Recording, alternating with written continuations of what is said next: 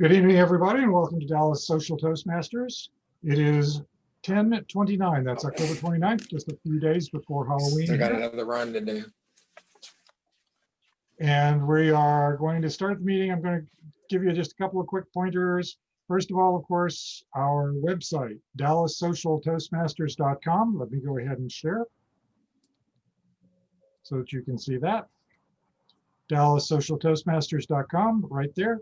If you go to our website, you will find under the members section here on the right that in the third column that there is a current agenda. That will bring up our agenda in black and white today. And as you can tell, the goal here is obviously not to print this one. If you print this one, you're not going to have much ink left after about 2 copies. One of the nice things that we can do when we're on Zoom and not in person. But this will list everything that's going on tonight if you happen to have interest in what you want to do with regard to duties. Also, I am your Zoom coordinator tonight.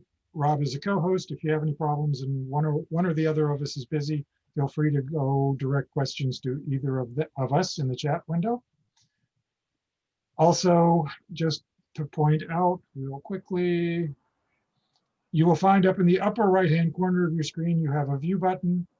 The view button will allow you to select either speaker view or gallery view. If you're on typically a PC or the Mac, it's going to look a little bit different if you're on, for instance, an iPad or an iPhone. But speaker view allows it to change between who is speaking on the screen. Gallery view shows you a little bit of everybody at the same time. You also have the ability to pin people. You can do that on their picture on their smaller screen using the ... in order to get to pin video, and that will put them on the screen permanently. And I'm going to recommend that you do that when you need to be a speaker and watch your timer. The timer, of course, tonight is going to be Rob Giles, so that would mean you would need to pin Rob Giles while you're speaking so that you can see him. I think that concludes my intro comments as the Zoom coordinator. So at this point, I would like to go ahead and introduce our Toastmaster for the evening. Our Toastmaster, of course, Nicholas Elwood. Take it away, Nicholas. Thank you very much, Mark, and obviously our great Zoom facilitator for this evening. And good evening, everyone, and welcome to tonight's edition of Dallas Social Distancing Toastmasters. There can really be only one theme for tonight's meeting, and that is Halloween festivities. Whether that be eating buckets of candy with the family, you can be decorating pumpkins, or if you're into binge watching scary movies, which I very much am. Either way, you're going to find a way to enjoy and spend time with family, friends, maybe go out on the weekends, hopefully keeping a social distance. But whatever ventures you end up doing, make sure it's a fun and safe Halloween. So at this time, I'm going to introduce our duty holders for the evening. So Rob, I actually have you as timer for this evening. Can you please explain your duty to us this evening?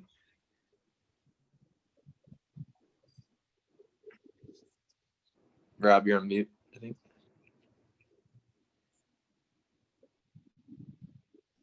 Sorry, my connection was bad. Okay, as your timer this evening, I will be timing the prepared speeches, table topics, and evaluators throughout the meeting. When you meet your, I don't want to say qualifying time because it's not always the case, but for speakers, 5 to 7 minutes. Once you reach 5 minutes, I will show the green card. When you reach 6 minutes, I will show the yellow card. When you meet 7 minutes, I will show the red card, at which point you have 30 seconds to wrap up your speech. You can qualify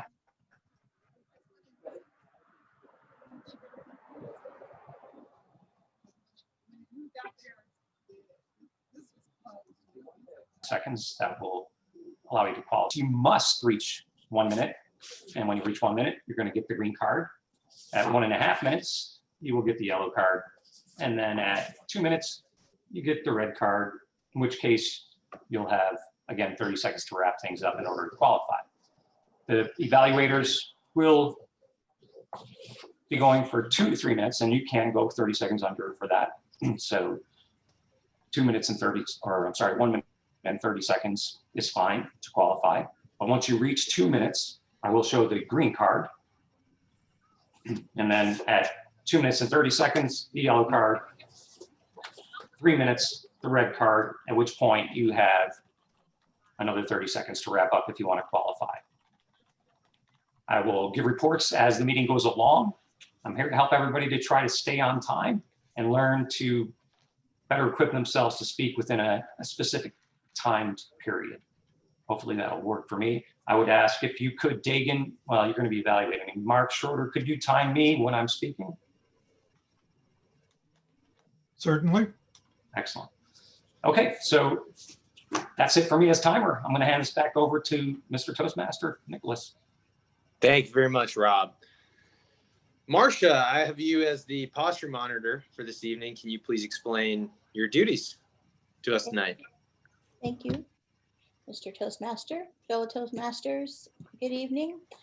As posture monitor, I don't have a bill with me this evening. I'll be watching all meeting attendees to identify unusual or distracting postures or gestures. I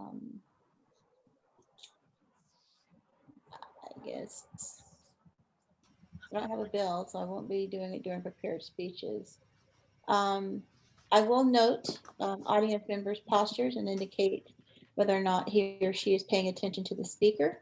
I will report the results at the end of the meeting when called upon by the general evaluator. Mr. Toastmaster?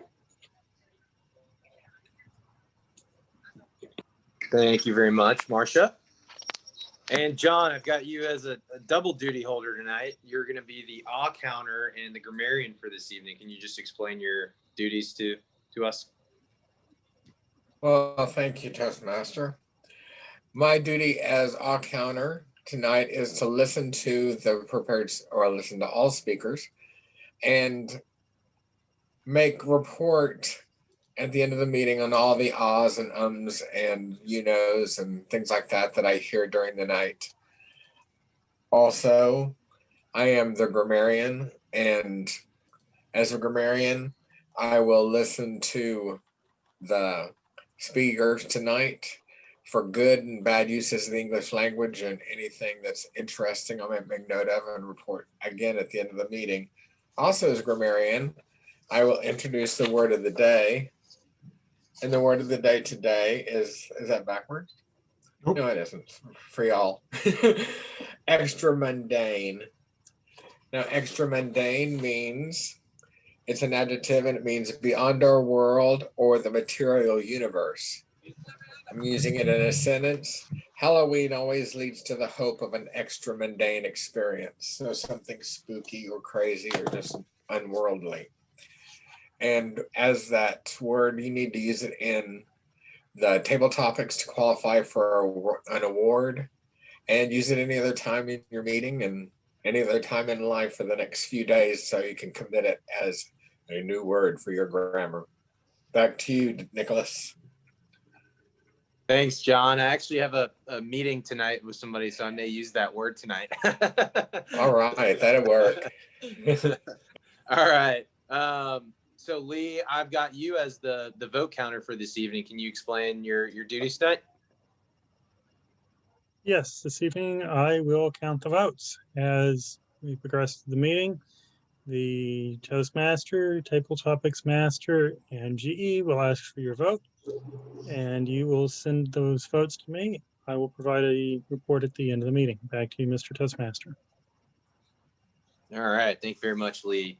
Thank you all for explaining your duties and roles to us in a very short, succinct manner as well. So I'll go into more of about our theme tonight. So obviously, with the theme tonight, we need to go back in time to the origins of when Halloween started.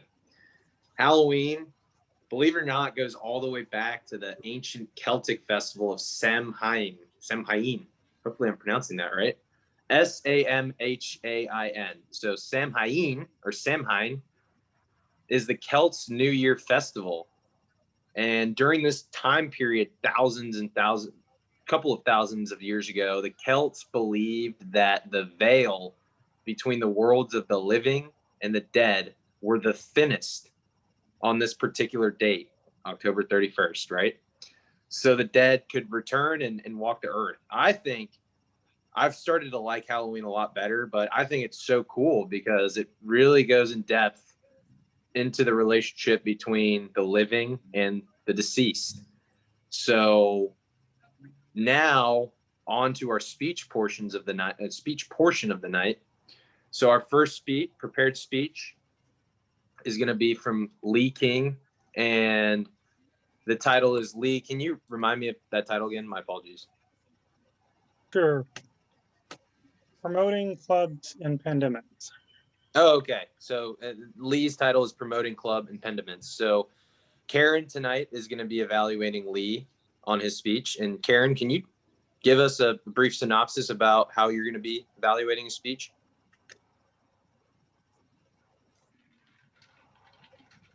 And you're on mute.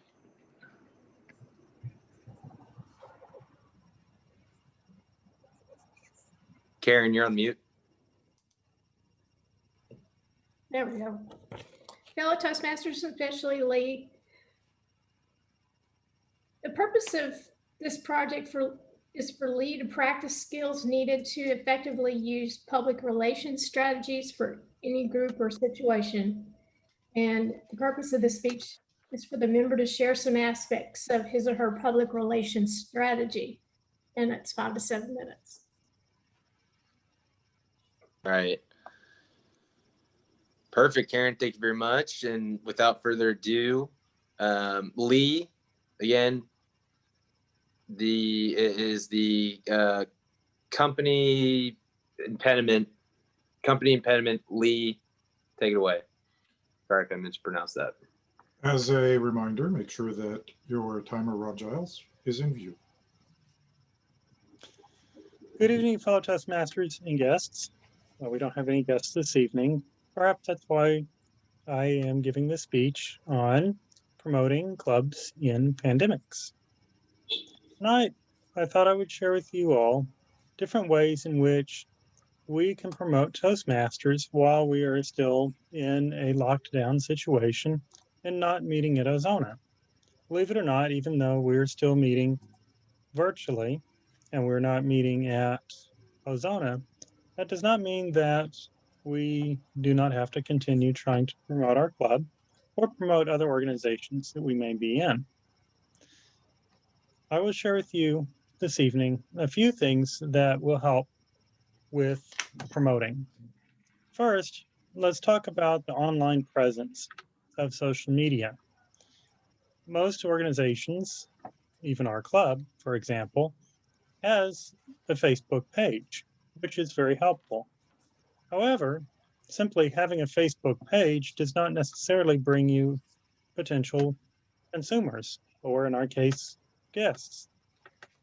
So one thing to consider is how is the organization, or how is our club pushing Facebook into the mass media? A couple of things that I read that could be helpful: coming up with a target audience, figuring out a way to try to lure people in that might especially need Toastmasters, and perhaps inviting them to our page. For example, if you know of any people from human resources or recruiters or salespeople, other people that might benefit from Toastmasters, perhaps inviting them to like our page, and then they'll become a follower. And as we do more online activity through Facebook, they will also see that, and they might become more interested and they may join. This was new to me. I always thought that if you had a page and it was publicized, it would get recognized. But it was interesting to learn that really having an identified target population would be greatly helpful. A second thing that could help promote organizations in pandemics is to ensure that the websites are kept up to date, including meeting locations.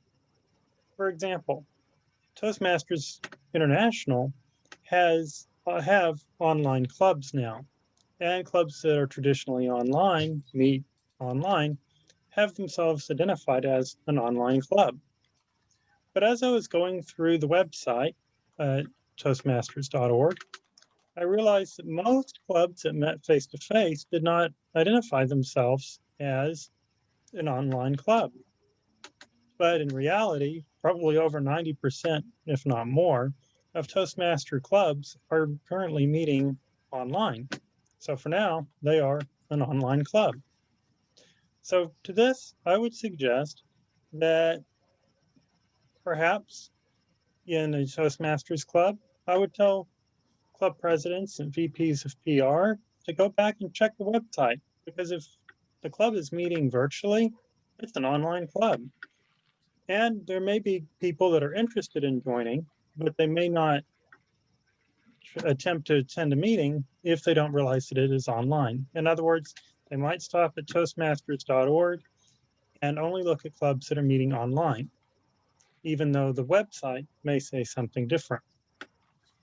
A final way to promote organizations within a pandemic, especially within Toastmasters, is to reach out to friends and people that you have asked before.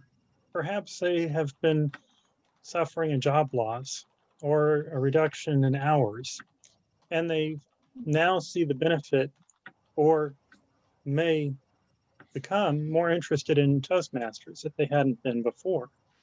So having a good network of friends and people to reach back out to is always helpful. So in conclusion, there are three simple things that can help Toastmaster clubs grow through PR during a pandemic. And I'll just review these with you. First, remember to maximize the use of Facebook. Make sure that you are inviting people to like the page. Second, review how the meeting is set up on Toastmasters International, as well as your local page, your club page. And then finally, don't neglect your friends. Now's a lonely time. Don't forget to remind them about the fun that they can have in Toastmasters and invite them to the meeting. Back to you, Mr. Toastmaster. Thank you, Lee. Great speech. And now I know the title is promoting club incentives for pandemic. So my apologies on that. All right. Our second portion and our second prepared speech tonight is going to be from Rob Giles. And the title of his speech is What Moves You? Dagan is going to be evaluating Rob on his speech tonight. Dagan, can you give us a synopsis about how you're going to evaluate his speech? Yeah, the purpose of the speech of this project is for the member to practice selecting and using a variety of visual aids during the speech.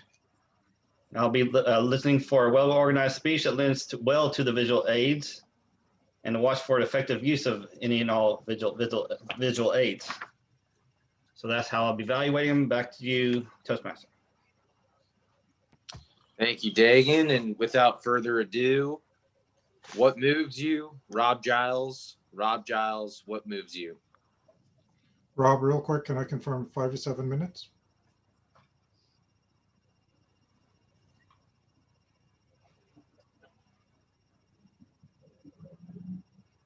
Rob, you're on mute. No, he's actually I not. stood up. I said my goodbyes. I gave hugs and love. And I walked to the door where my shoes patiently awaited me. Then I continued to talk to my aunt for another hour. Fellow Toastmasters, Mr. Toastmaster, have you ever had times in your life where perhaps you needed somebody to assure you, to comfort you, or possibly to give you encouragement to move forward, or possibly to actually stop, refrain from putting the shoes on, and just enjoy a moment? these are all times where you can hold on to those memories and keep them with you.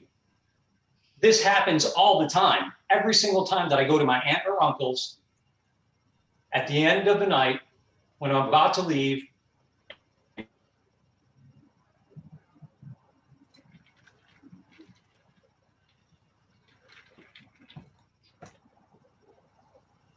find myself sitting there having the most profound. And those are the moments that move me. I look forward to them. I think about them in the past and I look forward to them in the future. These are the moments that we can treasure, things that are very important to us. But there are other ways, other times that we can actually go ahead and cherish what we have.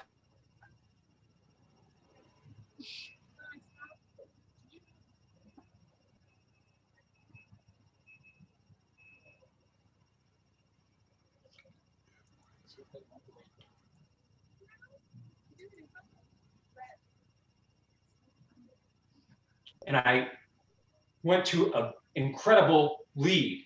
It grew and grew as my head grew and grew.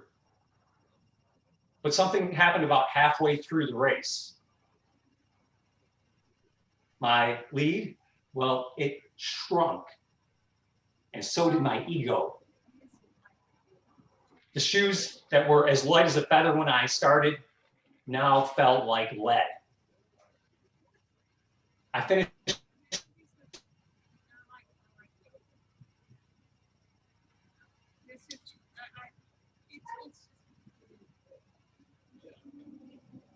next.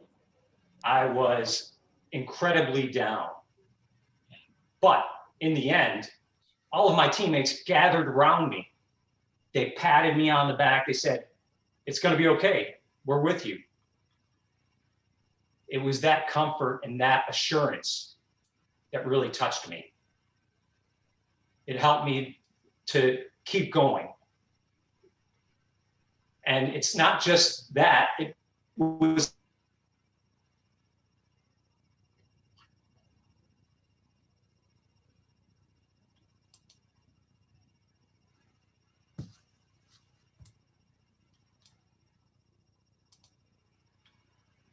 something in the hospital, lying in a bed, and I was experiencing just another episode of dealing with ulcerative colitis.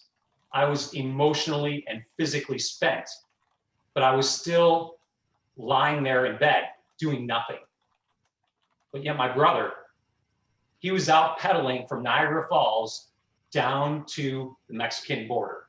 And every night he would call me. And as I said, this was before the cell phone revolution. So it was tough to make a phone call when you're on the road biking day to day, going 100 miles or more every day. But he made it a point to stop at the end of the day and call me in the hospital to encourage me, to tell me, "Rob, I'm thinking about you. You can get through this. Keep moving. Go out into the halls around your room and walk around. Just keep yourself moving forward."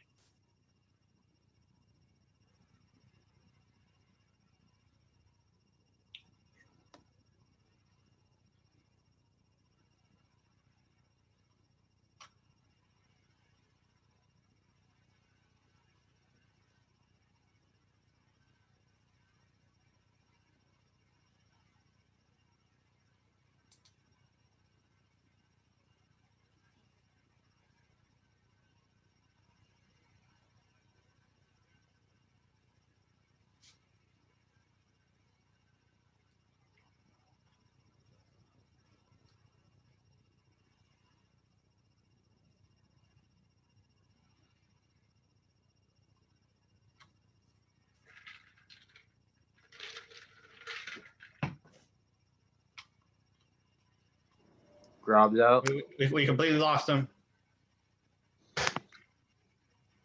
Yeah, it's He's looking out. like it. Yeah, we lost him. He's dropped. Shall I take over as timer for the rest of the stuff? if you can. Yeah, because if Rob comes back, it's gonna be choppy, and you might show the green, and we won't see it till or stuff for it. Yeah, good point. Okay, so he's here. I'm still, Rob, we all of lost these you. times can be moments that you keep with you. These are moments that move you. These are ones that I treasure. They're the ones that I hold on to. What moves you? Back to you, Mr. Toastmaster. All right. Thank you very much, Rob, for that speech. So, Rob, did Lee King qualify on his time for a speech tonight? Lee qualified at 5:35. Perfect. Thank you. Mark, did Rob qualify for on timing for a speech tonight? Yes, he did. All right. Perfect. Thank you. So if fellow members and guests, but we don't have any guests tonight, can send their votes on the best speaker to our vote counter, Lee King, in a private chat, he will tally votes at the end of our meeting tonight. So What topics people can. Perfect. Oh, Rob, what was that? Sorry. I was going to say, would somebody like to take over as timer for the table topics and evaluation, or at least be my backup? We did Yeah. talk about that. Dagan was going to do that just in case. Mm-hmm. Sounds All good. right. So on to more about Halloween's theme for this evening. I'm just rate show of hands who's excited for Halloween on a Saturday. I mean, that's pretty awesome. It's always on, I feel like it's always on the worst day possible. It's like a Tuesday or a Thursday, which isn't bad. I like Thursdays, but it's usually a Monday or a Tuesday or some day that's not the weekend. So I'm excited. First And it's a foremost. full moon. And it's a full moon, right? The werewolves are out. But it's the worst year to have it on a good day. That is true. That's a good point. So just did a little digging yesterday. I was on a website the other day, and it actually went over the 33, weird number, best Halloween themes for a fun celebration with the family. So there were party themes such as candy apple dip-a-thons, outdoor lawn games with pumpkin carve-outs and jack-o'-lanterns, Halloween appetizer parties, so having a weird having a charcuterie board, but having a Halloween theme to it. And even funny enough, there's been gourd, Gourd themed parties, which just seems very odd to me, but hey, maybe somewhere somewhere remotely in the US they celebrate that on Halloween. So there was one that actually really stuck out to me and sounded the coolest, and that was the Halloween scavenger hunt party. I really like the idea of having to find and go hunting for treasure or candy, and especially on a Halloween themed party where it can be a little scary. You can get some jump scares, and all the while you're searching for treasure or candy. So I'm going to go around a little bit and just ask, I'm going to ask a couple of guys, a couple of members here, what kind of party themes you all would think would be very fun for Halloween. I think Dagan first. What kind of party theme do you think would be fun for Halloween?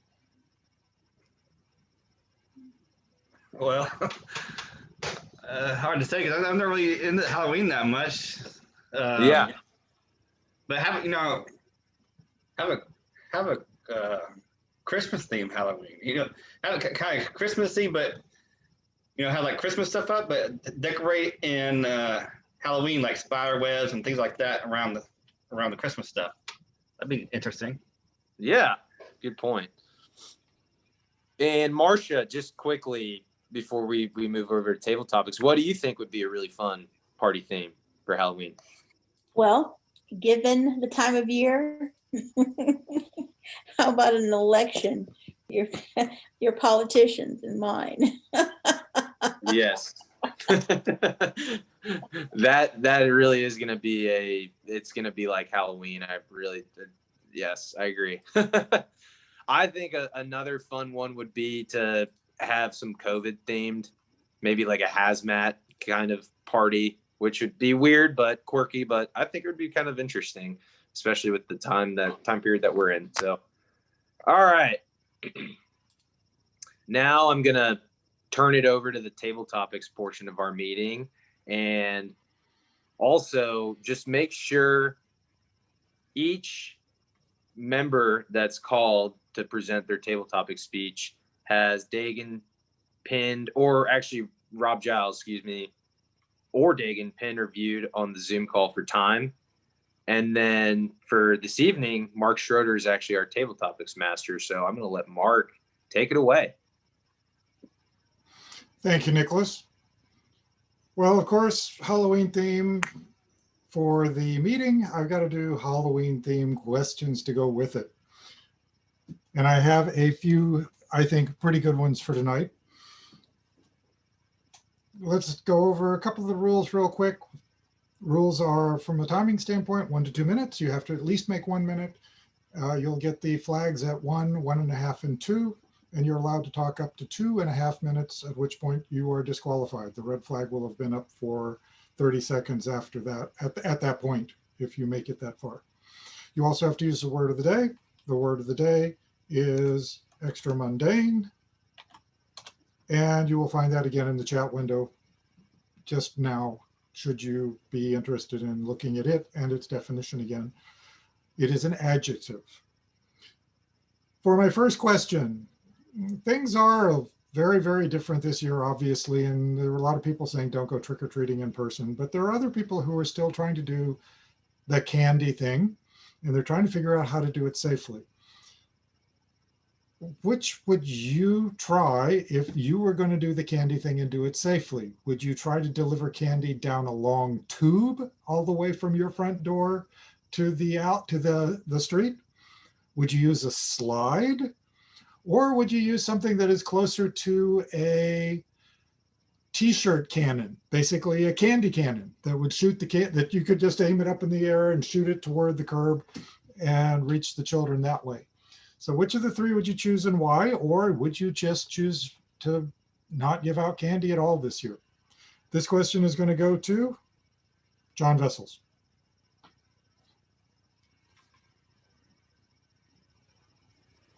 Well, that's going to be fairly easy because I live in a condo and there aren't maybe more than a handful of children in the whole complex. So it would be an extra mundane experience if I found a whole bunch of kids coming to my door. But I'll probably buy just one little bag of candy, stuff that I will eat and my roommate will eat so that we can have something to snack on. But in case somebody shows up, I don't want to get tricked. So I'm just going to go ahead and have something for them. I think what a lot of people are doing now, or some people are doing, is just leaving a bucket or on their doorstep so that kids can just come by and pick up candy. I know that kind of won't last very long because that right kid will come up there and just pick it all up or pick through it and get everything, and then you won't have.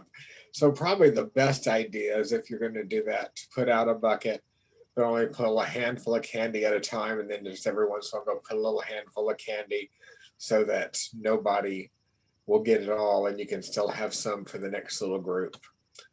Back to you, Mr. Table Topics Master. All right, thank you, John. One of the other activities that's very, very common, of course, at this time of year is a costume party. I am sorry to say that I did not make it to Dragon's Halloween Ball this year. They did hold it, but it just did not seem like it was going to be a safe event. The last year that I went, they had about 600 people in a hotel. They were going to be social distancing and wearing masks and all of the stuff, supposedly. But quite frankly, I just didn't feel safe doing it, and I really missed that. I'm going to show you just a few examples of some of my costumes from past years, and I have to admit, some of these go back a long way. Okay, we'll just bring it up straight on top of it. This was one of my favorites. This, of course, was the Lotto Balls. This was one about the time that the Texas Lotto first came out. If you're wondering what they really are, they're made from Chinese paper lanterns, really, really, really big ones. So that was one of my costumes one year. Another year, of course, Rotting Gray the zombie. So that's always one of my favorite alter egos. And the final one that I'm going to show you tonight, the atomic bomb. That costume was a real pain, I can say in the neck, although it wasn't because of how heavy it was on my neck. It was too wide to be able to get through most doorways. And even if it was not wide, a width problem, it was too high and I would have to duck in order to get through a doorway with that one. So as I mentioned, Halloween costumes are one of the things that I really enjoy. So the question is, what is the best Halloween costume that you have either done or seen? What's the best Halloween costume that you've either done or seen? And this question goes to Marcia.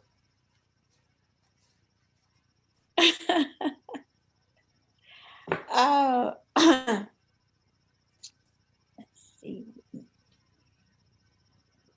As I was thinking, I don't believe I've ever had an extra mundane costume.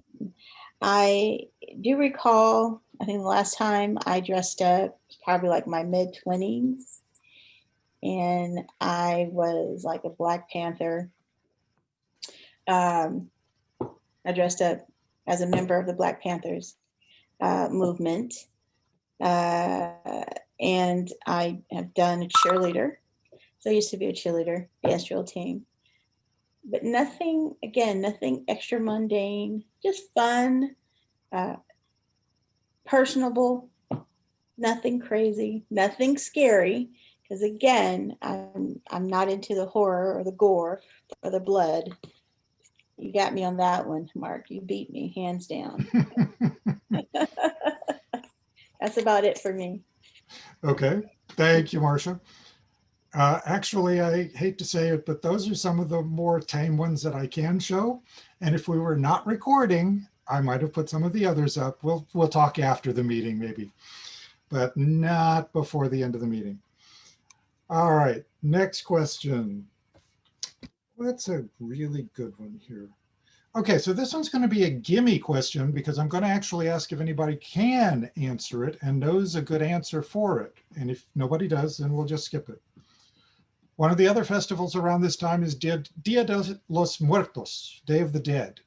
Is there anyone that can describe what Dia de los Muertos is and how it's celebrated? Actually, I can. You can? All right, Lee, you get that one. Fellow Toastmasters, oddly enough, my wife and I were at the DoubleTree last week, and surprisingly, there was this extra mundane festivity going on, which was what Mark was talking about, the Festival of the Dead. It was very interesting, and much like a lot of other Latino or Hispanic celebrations, there's a lot of music. There's quite a bit of food, which we didn't really consume any. It was purchased. A lot of skeletons, and then lots of bright, colorful outfits, which was my understanding that the bright and colorful outfits, of course, is to celebrate the passings of people and to scare off the bad souls that happen when people die, that they are haunted by bad souls. So the bright colors, the festivities, things of that nature, keep their souls happy, keep their spirits in good shape. And it actually kind of reminds me of something my wife told me back when she was in the hospital and not doing really well. Apparently in Asian culture, when you die, your spirit lives on for 100 days. So she did tell me that if she did not pull through, then I had to promise that I would not date anybody for the first 100 days after her death. After that, she didn't care. So a little snapshot of what Mark was talking about. Back to you, Mr. Tabletop Master.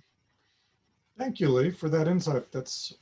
I've seen a Day of the Dead movie, and the one thing I remember is it was not a story that I knew or had heard before. So I thought it was interesting, the differences in that culture. One of the other things that occurs during a COVID holiday in particular, it's a term called ghosting. Now, ghosting means something else to people who are dating, but ghosting in this particular case means preparing a set of, like a Halloween basket or a Halloween bag for somebody, going and leaving it on their doorstep without having any earthly idea who it was that left it. So you're basically gifting them Halloween candy or Halloween treats without them knowing who did it. If you were to do that, who would you ghost? Who would you give the bag to and leave it on their doorstep and walk away without them knowing about it, and why? And this question is going to go to Kim Crandall.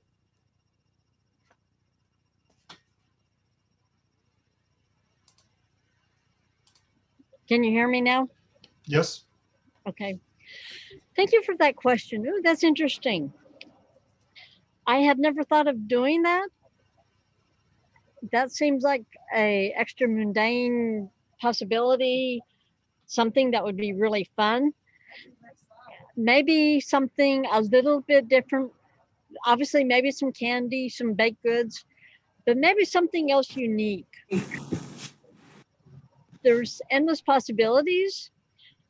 I know that sometimes at my church, there's something that they do for our ecclesiastical leader. There's a possibility of some friends, somebody that I haven't seen in a while, or maybe just a random person. There's a few people in my complex that I know not real well, but for example, there's a couple of apartments downstairs that have kids. That might be something kind of fun to do, something that would not be maybe typical, maybe not just beyond candy, but maybe something specific, something that the kids would like. So as far as being able to do a ghost, something for Halloween, I think that's a good idea. I will have to keep that in consideration. Thank you for that question, Mr. Tabletop Master. Thank you, Kim. All right, I've got one more question. And the question is going to be, it's somewhat haunted house related. When you go look at haunted houses, haunted houses have a theme. Some of them have darkness, some of them have getting lost, more like a maze. So a lot of them seem to have clowns because a lot of people are afraid of clowns. So if I were to make a haunted house and I wanted it to be as effective as possible for you, something that you are really afraid of and that would really get you, what would I need to make that haunted house be? What would its theme be? And this question is going to go to Mark Sims. Yes, there are some terrifying things. Unfortunately, they're not extra mundane, but they're horrifying things we all have to deal with. So imagine going to a haunted house. You walk in one room and it's the dentist chair. Well, hey, who doesn't at times tense up around the dentist, especially when they have to give you a shot in your gums to deaden the pain or the feeling from what's coming later? So that would be one room. If you ever have any anxiety on the dentist, that would upset you. Another room, think IRS, audit room. I mean, hey, who wouldn't be afraid there? If you had a choice and you could just run screaming out of the IRS audit room, you probably would. But if they called you in, you wouldn't have much choice. Another one, walk in a room and imagine there's a generic supervisor there saying, do you have a few minutes to talk? Don't worry, nothing big. It's not going to be bad or anything. And then, of course, it is bad. You're in really bad trouble and in a mess at your job. Those are some terrifying things we all have to deal with on a daily basis. And that would probably be the most effective haunted house of all, Mr. Table Topics Master. All right, thank you so much, Mark. I was noticing that we had a Karen Smith sighting for just a moment, and she has now disappeared again. I don't know whether she's having connection problems or came in and, oh, she entered the meeting late. She said, I do see that. She entered the meeting late, and so she will probably join us again the next time. All right, so that then is going to end my questions for this evening. I need to call on a timers report. So let me do that first. Timer, how did we do on table topics? All contestants qualify on time. Excellent, thank you. And how did all of our contestants do on the word of the day? All the contestants used the word of the day, extra mundane. That's pretty amazing. All right, so that means everybody is available and eligible for a vote tonight for a ribbon, virtual ribbon. Let me go over who answered which questions real quickly. The first question was about the candy and how to deliver candy safely, whether by pipe, chute, or cannon. The second question was on costume parties and the best costume that someone had ever seen or done themselves. The third question, oh, and that was Marsha. The third question went to Lee, and that was about Dia de los Muertos and describing that holiday and festival. The fourth question was on ghosting someone by dropping a bag of Halloween goodies on their porch without anybody ever knowing who had delivered it. And finally, the fifth question was, what really scares you and would make an effective haunted house theme for you? And that went to Mark Sims. If you would, please go ahead and cast your votes, sending your votes to Lee King. And with that, I will go ahead and relinquish my time and go back to, do we need to go back to the Toastmaster or Lee, excuse me, Nicholas, or do you want me to just go to GE? It doesn't matter. I can present, or if you want to, either way. Go for it. Take it away. All right. Thank you very much, Mark, for the great table topic questions, and thank you all for participating tonight. That was awesome. So at this particular junction, we're at the evaluation portion of our meeting. So I'm going to turn it over to our general evaluator tonight, who is Mark Sims for this section. And Mark, please take it away. Thank you. In this part of the meeting, we will hear speech evaluations. We'll hear from the duty holders, and then I'll give a few comments on how I thought the meeting went. We will first start off with the evaluator for Lee King, and that was Karen Lee. So Karen, please discuss and evaluate Lee's speech. Well, fellow Toastmasters, and especially Lee, I'm going to organize my evaluation and explain a couple things that I thought you excelled at, a couple things that I thought you could improve, and one thing to challenge yourself. You've been giving speeches a long time, and the organization of your speech was excellent. You gave us an introduction, body of your speech, and then you gave us the 3 points to conclude at the end. You also inspired your audience. You were asking people to invite others to come to the Toastmaster meetings. A couple of things that I thought you could work on. I didn't hear a lot of vocal variety and you changing the rate of your speaking or your volume of your speaking, fast or slow or up or loud or low volume. And I didn't notice a lot of physical gestures. I do know we're on Zoom and that it's hard to use a lot of physical gestures when all you see is your head when you're speaking. To challenge yourself, I was just surprised when you made your speech that you didn't mention other forms of social media during your speech while you were talking. You did mention Facebook, but there are other forms of social media that can be used to promote Toastmasters clubs. and that are out there. So I was just surprised that you did not mention those in your speech. So in conclusion, your organization was very good, and you did offer us suggestions, such as to invite other friends to Toastmasters. I just would work on the vocal variety and gestures in your speech, and you did not mention other forms of social media. So that's, I'll just leave it back to you, Mr. General Evaluator. Thank you, Karen. Our second speaker was Rob Giles, and he is being evaluated by Dagan Newland. Dagan, please give your evaluation. All right, Rob, first I want to say it was a very good speech. You made it very difficult for me to do an evaluation, because we all know, you did have some positives in there, but I'm going to try to do my best and give it a whirl. So first I want to say, it's a really great title. What moves you? That's a really great title, because what you talked about is, what moves you. So obviously the title follows along with your speech, so that's really good. In the very beginning, you talked about, standing up. As you stood up and got behind the shoes, which were already sitting up there. And also the shoes were your visual aid.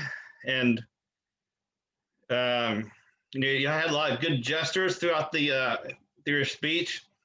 When you talked about when like in the race and your leash shrunk, you went to put your hands together, and you talked about your ego getting smaller. You kind of shrunk inward. So you had we're talking about patting on the back. You went like this. So a lot of really good hand gestures throughout the process.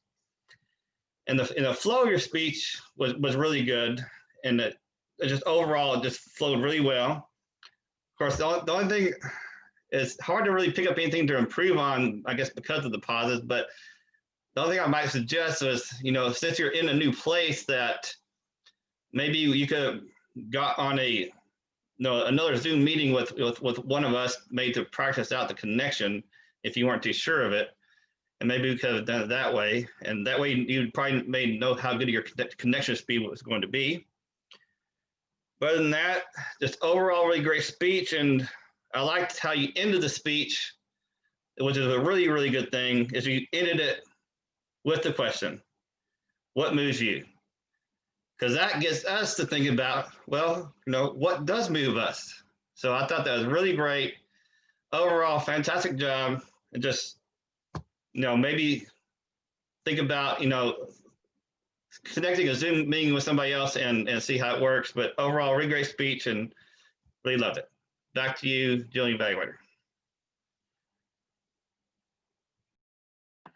Thank you, Dagan.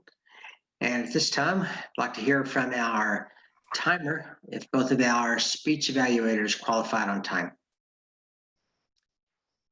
Mr. General Evaluator, both evaluators qualified on time. Karen was at 2 minutes and 23 seconds. Dagan was at 2 minutes and 19 seconds. Great. In that case, please, by a private chat, send your vote for the best evaluator to Lee King, and you can choose between either Karen Lee or Dagan Newland, but please vote and let Lee know your choice. And while you are doing that, we want to head into the time for the duty holders to give their reports. Our posture bell duty holder was Marcia Collins. So Marcia, please give your report. Thank you, General Evaluator. For the most part, we were great this evening. No extra mundane gestures or anything of that nature. Just a lot of sleepy heads. Quite a few of us are kind of sleepy. That's just about it. So back to you, Mr. General Evaluator. Thank you, Marcia. Our next duty holder is John Vessels, who is both the awe counter and the grammarian. John, please give your report. Thank you, Mark. Tonight we went pretty well. I just found a few uhs, about 4 from Marcia, a couple from Dagan and a couple of you-knows. Other than that, oh, Karen had 2 ums. So other than that, we're all pretty good except for those couple of places, and that's not bad at all. And if I missed one, sorry. As far as grammarian goes, everything went okay tonight. I didn't hear any egregious uses of the English language. The one phrase that I picked up on that I thought was I hadn't heard in ages, and Dagan said, "Give it a whirl." I always kind of like that. That's just kind of fun, and I hadn't heard it in forever, so thought I'd bring that one up. So nothing extra mundane. Darn it, we got a couple of more days to Halloween, so maybe we'll have our extra mundane experience then. Back to you, Mr. Sims. Thank you, John. And just some thoughts of my own on the meeting. We had a good turnout. I mean, 10 members, and then just here recently, a guest joined, Karen Smith. So that's really terrific. We had 2 speakers, which is good. So much better than just having one. And everyone showed up. So we did not have to make any role adjustments beyond those that were made in the days previous to the meeting. And that's always good for the members and the Toastmaster to take the lead in ironing those out before the meeting. One thing that comes to mind on Rob's speech, Rob, I'd really like to hear all of that, because just what parts I did hear sounded good. So I would definitely encourage you in a future meeting to give it again, because I think it would be very inspiring for us to hear. And we only heard half of it. Yeah, absolutely. On the table topics, those are really great pictures, Mark. Now, in the first one, did I see Lee King in that? There's a guy. Oh, that would not have been Lee King. It would have been somebody that. Okay. Because that was Tall Texans of Dallas at the time. Okay. And oh, I think I know who you think it is. No, it was. Let's see, real quick. I throw it right back up here. So that actually is Betsy. Betsy is number 3. I am number 42. This was Van and his wife, Teresa. Okay. And then 2 other friends that are not with each other per se. So, but these were just 5 people or 6 people total from the Tall Club. Okay, thank you. That picture does look very 80s. Was it a winning number? You know, I actually did that night was a draw. So I did buy tickets with these numbers for everybody, because if that had been pulled and we had not had a ticket, I would have felt like an idiot. Thank you. Those were excellent questions on the table topics also. And it got me thinking when you talked about some of the questions on costume, that I can recall in the early 80s, I was like a junior assistant manager at a Winn-Dixie store in South Arlington. I believe it's the day before Halloween. People were allowed to dress up, and I didn't, but one of the other assistant managers came dressed up as Dracula. I mean, big deal. That's a common costume. But after everyone had time to look at the costumes, to laugh and that kind of thing, we had to tend to business because it was a busy Saturday. Customers were in the store. And so you saw Dracula running from check stand to check stand, helping to sack groceries and carry out groceries. And of course, he was so involved in his normal duties, he forgot that he looked so scary. So it was really unusual, a very polite, helpful Dracula running around helping out customers. That is a great Halloween memory for me. And really don't have any other comments other than the meeting was smooth. A couple of issues came up, but we worked through them very well. And obviously a very relevant theme since we're right up on the holiday. And again, it was great having a guest, Karen Smith. And Karen, here in just a minute or so, we'll let you introduce yourself and get to know you just a little better. But at this time, I think what we want to do is vote for the best of the big three. And you can choose between either our Toastmaster, Nicholas Elwood, our Table Topics Master, Mark Schroeder, or our General Evaluator, me, Mark Sims. So please private chat your selection to Lee King. And I'm gonna do that right now.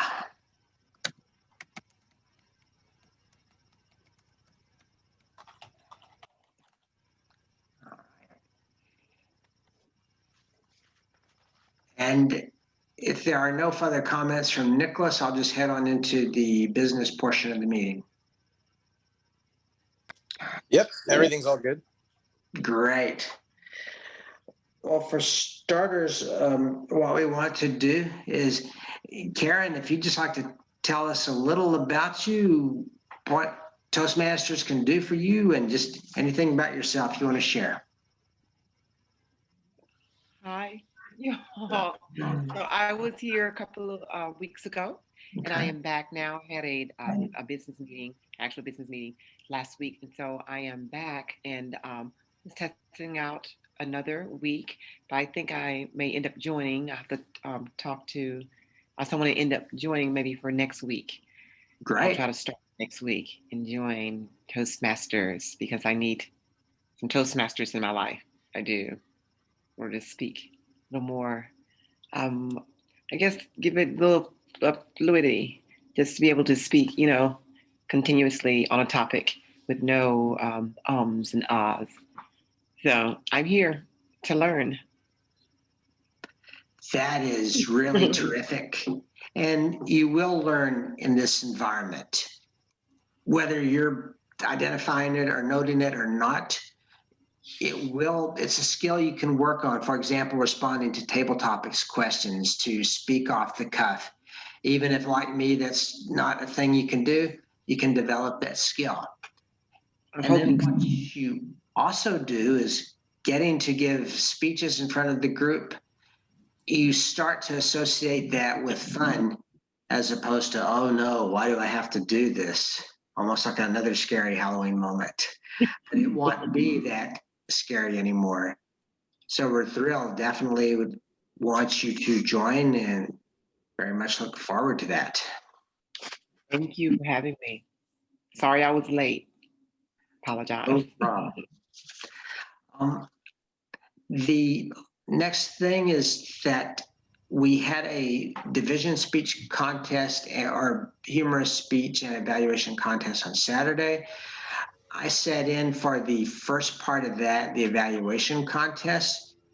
I saw that Rob had called or had joined also. And Rob, what were your thoughts on the humorous speech part? Because I did not hear that.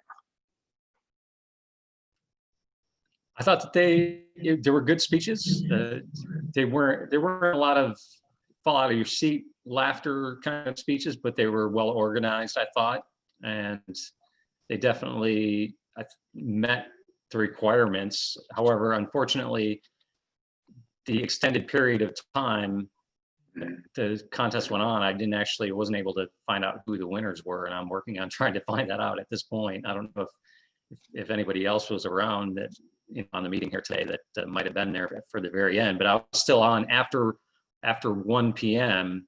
We're still going.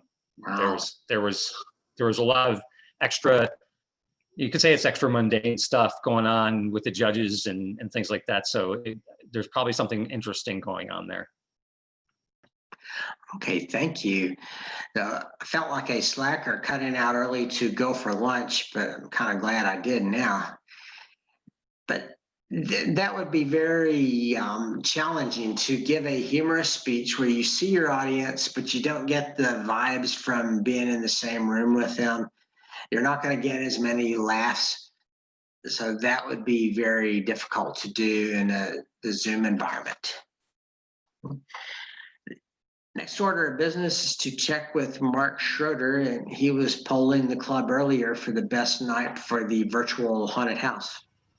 Yeah, I've gotten a few responses, and it looks like so far, it looks like most people could either do either one.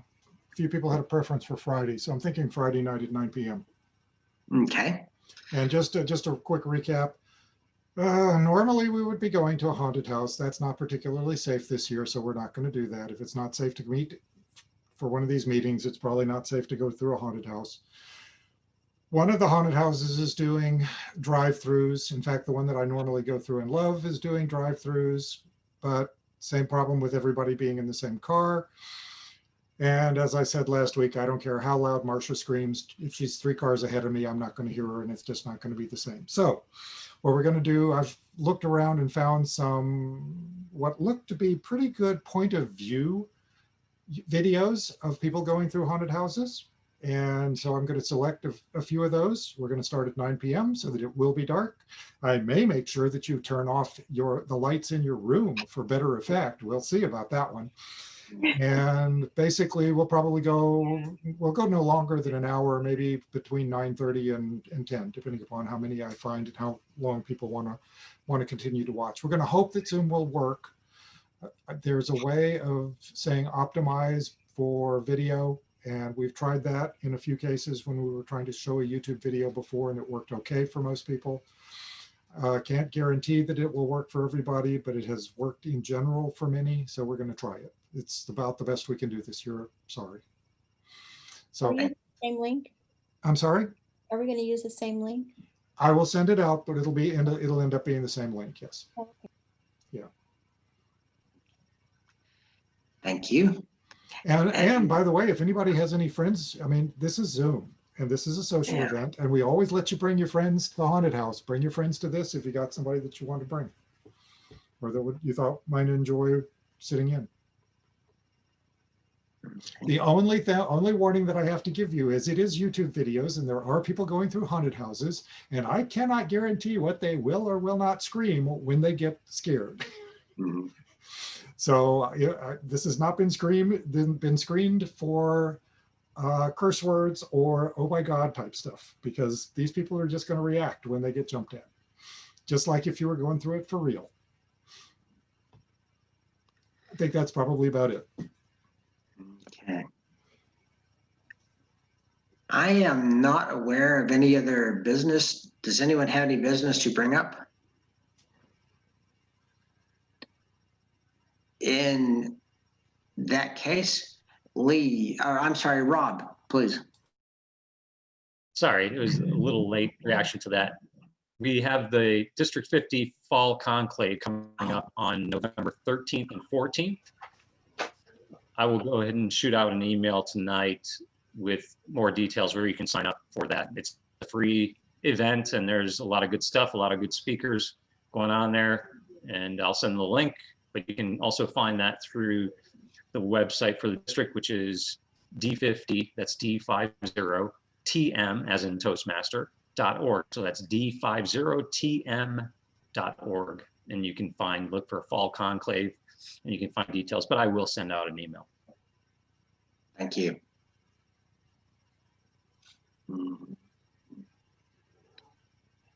And this time we can hear from Lee King on the winners of the competitions.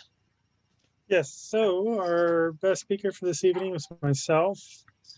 The best table topic speaker was Mark Sims.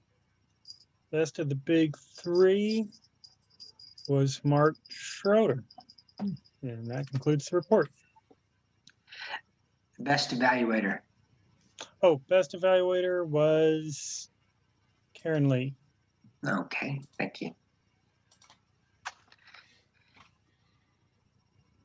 And if there are no additional comments, it sounds like I'll be seeing at least some of you, including myself, 9 p.m. tomorrow night. So be there, be square. Good night. All right. Good night, everyone. Bye. Good night, everyone. Stopping the recording in 3, 2, No, 1. good night.